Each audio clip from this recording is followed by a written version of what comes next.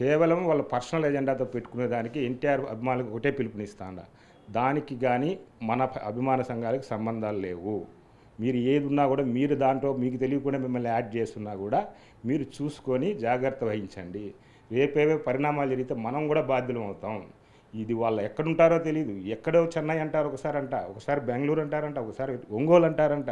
ఏడో ఒక ఫ్లెక్సీ కట్టేసి ఇంటిని ఎత్తుకొచ్చి రాజకీయం గీచుకొని పులిమేస్తాడు.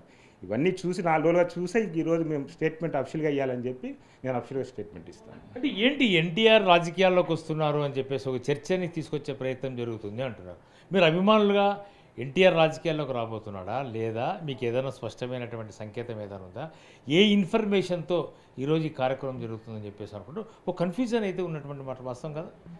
మీరు చెప్పే విధంగా అంటే మా హీరో మాకు చెప్పింది ఒకటే, నేను హ్యాపీగా సినిమాలు మీకోసం కష్టపడతాను, ఎన్నేళ్ళైనా కష్టపడతాను, మీరు చూసి మీరు ఎంజాయ్ చేసి కాల్ వేసుకునే వరకు నేను కష్టపడుతూనే ఉంటాను, మీ పని మీరు చూసుకోండి, ఎక్కడున్నా నా పని నేను చూసుకొని మీకు సినిమాలు తీసి మిమ్మల్ని ఆనందపరుస్తాననే మాట తప్ప ఇంకే మాట ఆయన నోట్లో మాకు ఇంతవరకు రాలా. కాబట్టి మేము సినిమా ఫోకస్, మా సేవా కార్యక్రమం మాతో తగినంతగా ఆ ఊళ్ళల్లో వాళ్ళ స్థాయిలో తగ్గట్టు వాళ్ళు చేసుకుంటూ ఉంటారు. వీళ్ళేంది ఒక ఏదో ఇంటర్నెట్లో ఒక సిస్టమ్ లాగా క్రియేట్ అయిపోయి వీలైతే రేపు మమ్మల్ని కూడా బ్లాక్మెయిల్ పరిస్థితికి వస్తారేమో, అది కూడా డౌట్ వస్తుంది. ఫ్యాన్స్ నువ్వా నేనా అనే స్థాయికి వస్తారేమో వీళ్ళు, అది కూడా చూద్దాం ఎంతవరకు పోతుందని ఇంకా తెలియదు కదా, మాకు కూడా తెలియదు. టెక్నికల్గా మేము కూడా ఇంకా ఫాస్ట్గా ఉండాలని అనిపిస్తాను దీన్ని చూస్తూ ఉంటే.